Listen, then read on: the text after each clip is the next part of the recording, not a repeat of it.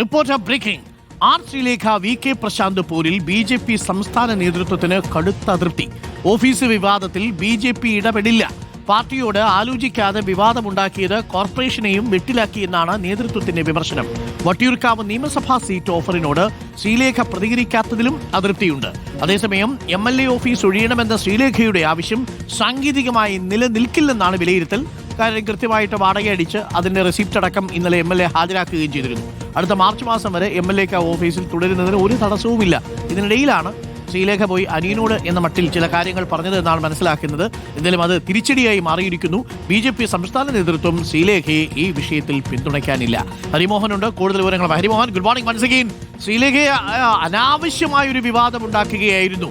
ആ വിജയത്തിന്റെ തിളക്കം കുറച്ചു. വട്ടിയൂർക്കാവിലെ ജനങ്ങൾ തന്നെ ഇതെന്ത് ഇങ്ങനെ എന്ന് ചിന്തിക്കുന്ന തരത്തിലേക്ക് കാര്യങ്ങൾ മാറി എന്നാണോ BJP സംസ്ഥാന നേതൃത്വത്തിന്റെ വിലയിരുത്തൽ? ഹരി,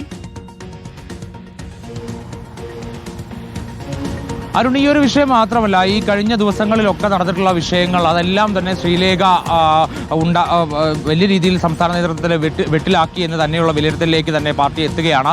അതിൽ ഏറ്റവും പുതുതായി ഈ ഓഫീസ് വിവാദം വന്നു എന്ന് മാത്രമേ ഉള്ളൂ. പക്ഷേ കഴിഞ്ഞ ദിവസങ്ങളിൽ ആ സത്യപ്രതിജ്ഞ ചടങ്ങിലൊക്കെ തന്നെ ആ ചടങ്ങ് പൂർത്തിയാകുന്നതിന് മുമ്പ് ശ്രീലേഖ അവിടെ നിന്ന്, അതായത് കോർപ്പറേഷൻ കൗൺസിലിൽ നിന്ന് ഇറങ്ങിപ്പോവുകയായിരുന്നു. പക്ഷെ അന്ന് ആ സമയത്ത് കാരണം ചോദിച്ചപ്പോൾ വീട്ടിൽ ഒരു ചടങ്ങുമായി ബന്ധപ്പെട്ടുകൊണ്ട് പോകാനുണ്ടെന്ന് പറഞ്ഞു. പക്ഷേ ഇന്നലെ മാധ്യമങ്ങളെ കണ്ടപ്പോൾ പറഞ്ഞത് തനിക്ക് മരുന്ന് കഴിക്കാനുണ്ട് എന്നുള്ള കാരണമായിരുന്നു. അപ്പോൾ ഇത്തരത്തിൽ ആ ചടങ്ങിൽ നിന്ന് വിട്ടുനിന്നത് മനഃപൂർവ്വമാണ്, അല്ലെങ്കിൽ അതൃപ്തി പ്രകടിപ്പിക്കാൻ വേണ്ടിയിട്ടാണ്, മേയർ സ്ഥാനവുമായി ബന്ധപ്പെട്ടുകൊണ്ടുള്ള അതൃപ്തി പ്രകടിപ്പിക്കാൻ വേണ്ടിയിട്ടാണ് എന്നുള്ള ഒരു വിലയിരുത്തലേക്ക് തന്നെയാണ് പാർട്ടി എത്തിയിരിക്കുന്നത്.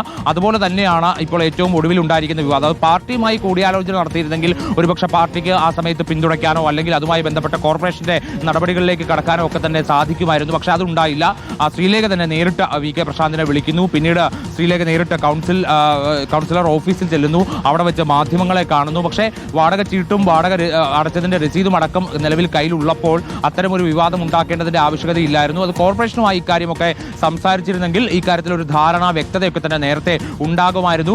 മാത്രമല്ല, ഏറ്റവും പ്രധാനപ്പെട്ട കാര്യമായിട്ട് ചൂണ്ടിക്കാണിക്കുന്നത് പലവട്ടം ഈ ഓഫറുകളുമായി ബന്ധപ്പെട്ടുകൊണ്ട്, ഈ മേയർ സ്ഥാനം ലഭിക്കാത്തതുമായി ബന്ധപ്പെട്ട് ചില ഓഫറുകൾ BJP മുന്നോട്ട് വെച്ചിരുന്നു. പ്രത്യേകിച്ച് സംസ്ഥാന നേതൃത്വം വീട്ടിൽ ചെന്ന് തന്നെ കണ്ട് ആ ഓഫറുകൾ മുന്നോട്ട് വയ്ക്കുകയും വട്ടിയൂർക്കാവ് നിയമസഭാ സീറ്റോ ദേശീയ വനിതാ കമ്മീഷൻ ഉപാധ്യക്ഷ സ്ഥാനമോ അടക്കമുള്ള കാര്യങ്ങളൊക്കെ തന്നെ മുന്നോട്ട് വെക്കുകയും ചെയ്തിരുന്നു. പക്ഷേ ഇതിനോടൊന്നും തന്നെ അനുകൂലമായോ പ്രതികൂലമായോ ശ്രീലേഖയുടെ ഭാഗത്തു നിന്നൊരു പ്രതികരണം ഉണ്ടായിട്ടില്ല. ഒന്നിലധികം വട്ടം ശ്രീലേഖയുടെ ഇക്കാര്യത്തെക്കുറിച്ച് ഒരു മറുപടി തേടിയിരുന്നു. പക്ഷെ അപ്പോഴൊക്കെ ശ്രീലേഖ അതിൽ നിന്ന് ഒഴിഞ്ഞു മാറുകയായിരുന്നു. താനിപ്പോൾ കൗൺസിലറായി പ്രവർത്തിക്കട്ടെ എന്നൊക്കെയുള്ള മറുപടികൾ ശ്രീലേഖ നൽകുകയാണ്. അതായത് ഈ ഓഫറുകളോട് താല്പര്യമില്ലാത്തതാണോ, അതെയോ ഈ മേയർ സ്ഥാനം ലഭിക്കാത്തതിലുള്ള അതൃപ്തിയാണോ ഇതെന്നത് അടക്കം പോലും BJP സംസ്ഥാന നേതൃത്വത്തോട് പങ്കുവെക്കുന്നില്ല ശ്രീലേഖ എന്നുള്ള ഒരു വലിയ പ്രശ്നം അവിടെ നിലനിൽക്കുന്നുണ്ട്. അതുകൊണ്ട് തന്നെയാണ് നിരന്തരം BJPയെ വെട്ടിലാക്കുന്നു എന്നുള്ള വിലയിരുത്തലിലേക്ക് തന്നെ പാർട്ടി എത്തിച്ചേർന്നിരിക്കുന്നത്. അരുൺ, തീർച്ചയായിട്ടും ഒരു പ്രേക്ഷക ചോദിക്കുന്നുണ്ട്, ഹരി, ഈ എങ്ങനെയാണ് ഇവര് DGP ആയത് എന്നൊരു പ്രേക്ഷക ചോദിക്കുന്നുണ്ട്.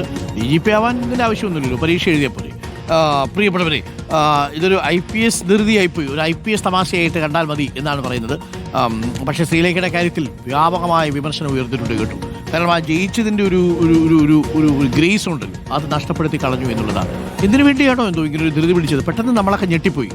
അവിടെ ഒരു കോർപ്പറേഷൻ കൗൺസിലർ ഓഫീസുണ്ട്.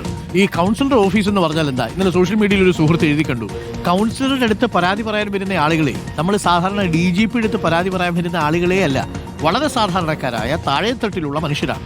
ആ മനുഷ്യര് അവരുടെ ഭാഗത്തേക്കുള്ള വഴിവിളക്ക് തെളിയുന്നില്ലെങ്കിൽ, തെരുവുനായ ശല്യം ഉണ്ടാവുന്നുണ്ടെങ്കിൽ, കക്കൂസ് മാലിന്യം അടക്കം സെപ്റ്റിക് സീവേജ് വേസ്റ്റുകൾ മാനേജ് ചെയ്യുന്നില്ലെങ്കിൽ ഈ കാര്യങ്ങളൊക്കെ പരാതി പറയാനാണ് കൗൺസിലർ എടുത്ത് വരിക. അപ്പോൾ അതിന് ഈ പറയുന്ന വലിയ കൊട്ടാരമൊന്നും ആവശ്യമില്ല. ഒരു ചെറിയ മുറിയിൽ ഇരിക്കാൻ 2 കസേരയും കൂടെ കിട്ടിയാൽ ഓക്കെയാ.